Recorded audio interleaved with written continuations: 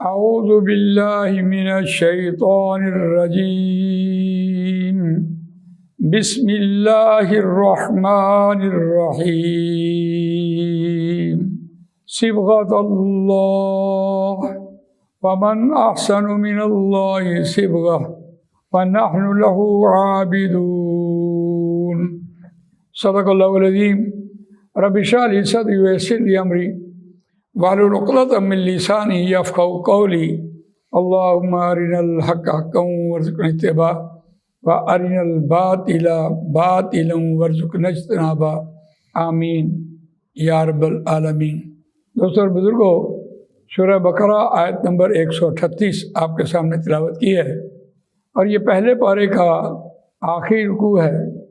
اس رکوع میں یہود کو اسلام کی دعوت دی گئی اور اہل ایمان کو یہ بات کہی کہ اگر تمہاری طرح یہ ایمان لے آئیں تو بہت اچھا، اور اگر تمہاری طرح ایمان نہ لائیں تو پھر یہ سمجھیں کہ ضد کی وجہ سے مخالفت پر اتر آئے۔ اگر یہ مخالفت پر اتر آئے تو پھر اللہ تمہارے لیے کافی ہوگا، آپ نے اس بات کا فکر نہیں کرنا۔ لیکن اس کے بعد جو رہنمائی دی جا رہی تھی اہل ایمان کو، اور وہ ایک اعتبار سے تا دم قیامت بہترین بات کہی جا رہی ہے۔ آیت کا ترجمہ سنتے ہیں، صبغۃ اللہ، اللہ کا رنگ، ومن احسن من اللہ صبغہ، اور اس سے اچھا کس کا، اللہ کے رنگ سے بہتر کس کا رنگ، وَنَحْنُ لَهُ عَابِدُونَ، اور ہم واسطے اسی کے بندگی کرنے والے ہیں۔ یہاں یہ صبغہ کا مطلب ہے، ہم پڑھ کے آئے ہیں، قَالُوا ادْعُ لَنَا رَبَّكَ يُبَيِّن لَنَا مَا لَوْنُهَا قَالَ إِنَّهُ يَقُولُ إِنَّهَا بَقَرَةٌ صَفْرَاءُ فَاقِعٌ لَوْنُهَا تَسُرُّ النَّاظِرِينَ۔ جب یہودیوں کو گائے ذبح کرنے کے لیے کہا گیا تو انہوں نے کہا کہ اپنے اللہ سے دعا کرو کہ اس گائے کا رنگ کیسا ہے۔ گویا وہ زرد رنگ کی تھی، شوق تھی، زرد رنگ کی تھی۔ تو یہاں سے بات سمجھ آتی ہے کہ انہوں نے رنگ بنا لیے تھے کہ اللہ کا بھی کوئی رنگ ہوگا، اور وہ رنگ جو ہم پسند کریں گے وہ اللہ کا رنگ ہوگا۔ بظاہر تو یہ رنگوں کی بات ہو رہی ہے، یہودیوں نے زرد رنگ کو پسند کیا اور اپنا بنا لیا، عیسائیوں نے پیلے کو، یلو کو اپنا بنا لیا اور پسند بھی کیا۔ اور اسی طرح اگر اس بات کو دیکھیں تو قرآن بھی یہاں صبغۃ اللہ کے حوالے سے توحید کی رنگ کی بات کر رہا ہے۔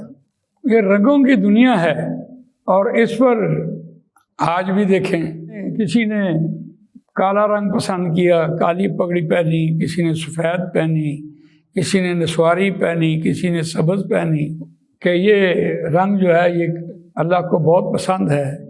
کسی نے خانہ کعبہ کے ساتھ تشبیہ دی، کسی نے نبی اکرم صلی اللہ علیہ وسلم کے سبز گنبد کی تشبیہ دی، کسی نے سفید کی تشبیہ دی۔ نبی اکرم صلی اللہ علیہ وسلم سفید جوڑا پہنتے، اس کی تشبیہ دی، اور رنگوں میں بڑھتے چلے گئے، جبکہ یہاں یہ بات کہی جا رہی تھی توحید کا رنگ۔ صبغۃ اللہ، اللہ کا رنگ، توحید کا رنگ، الہ واحدہ، اکیلا معبود، اور اس کی تشریح کہاں کی، وَنَحْنُ لَهُ عَابِدُونَ، اور ہم واسطے اسی کے عبادت کرنے والے ہیں۔ اور عبادت کس کی جاتی ہے؟ الہ واحدہ، ایاک نعبد و ایاک نستعین، خالص ہم تیری ہی بندگی کرتے ہیں اور خالص تجھی سے ہم مدد مانگتے ہیں۔ تو جہاں عبادت کی بات آتی ہے، یہاں بھی آیا سورہ ذاریات میں، وَمَا خَلَقْتُ الْجِنَّ وَالْإِنسَ إِلَّا لِيَعْبُدُونَ، نہیں ہم نے پیدا کیا جن و انس کو مگر اپنی عبادت کے لیے، اپنی بندگی کے لیے۔ یہاں اس موقع پر آ کر اگر ہم عبادت کو سمجھ لیں تو یہ ایک لفظ ہی انسان کی ہدایت اور رہنمائی کے لیے کافی ہو جائے گا۔ عبادت کا مطلب بندگی ہے، اور بندگی کا مطلب بندہ بننا، غلام بننا۔ جب یہ لفظ قرآن مجید نے اختیار کیا، یا ایھا الناس اعبدوا ربکم الذی خلقکم والذین من قبلکم لعلکم تتقون، اے بنی نوع انسان، عبادت کرو اپنے رب کی جس نے تم کو پیدا کیا، تم سے پہلوں کو بھی پیدا کیا، شاید کہ تم تقوی والے بن جاؤ، پرہیزگاری اختیار کرو۔ تو ان سے یہ بات کہی جا رہی تھی مکے والے لوگوں کے سامنے کہ تم یہ جو غلام لے کے آتے ہو، مارکیٹ سے خرید کر لے کے آتے ہو، یقیناً جس کا بھاؤ لگا اس کو پتہ ہے کہ میری کتنی قیمت ہے، اور جو بیچنے کے لیے گیا اس کو بھی پتہ ہے۔ اور مکے کے لوگوں کا ایک امتیاز تھا وہ غلام رکھتے تھے اپنے پاس، اور انہیں یہ جتلایا گیا کہ تم ایک انسان کو اپنے پاس کیسے غلام رکھ سکتے ہو؟ کیا تم نے اسے پیدا کیا ہے؟ ہاں، جس ہستی نے اس کو پیدا کیا، غلامی کی سزاوار تو وہ ہستی ہے، وہ ہے عبادت کے لائق۔ تو ان کا پورا نظام تلپٹ ہو گیا۔ اس اعتبار سے قرآن مجید کی عظمت دیکھیے، اصلاحات لے کے آتا تو کیسی لے کے آیا؟ ہم تو واسطے اسی کی عبادت کرنے والے ہیں، اسی کی بندگی کرنے والے ہیں۔ تو یہاں یہ بات کہہ دی جا رہی تھی کہ اہل ایمان کو یہ کہا کہ یہ جو رنگوں کی باتیں کر رہے ہیں، تو اصل تو رنگ توحید کا ہے، وحدہ لا شریک ہے، جس نے پیدا کیا، جس نے روزی دی، جس نے اولاد دی، جس نے ساری نعمتیں دی، اور عبادت کے لائق تو وہی ہے، ہم اسی کی بندگی کرتے ہیں۔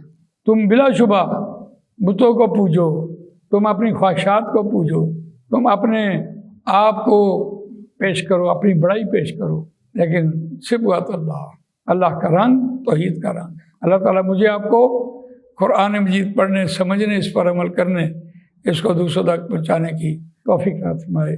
سبحانک اللہم و بحمدک، نشہد ان لا الہ الا انت، نستغفرک و نتوب الیک۔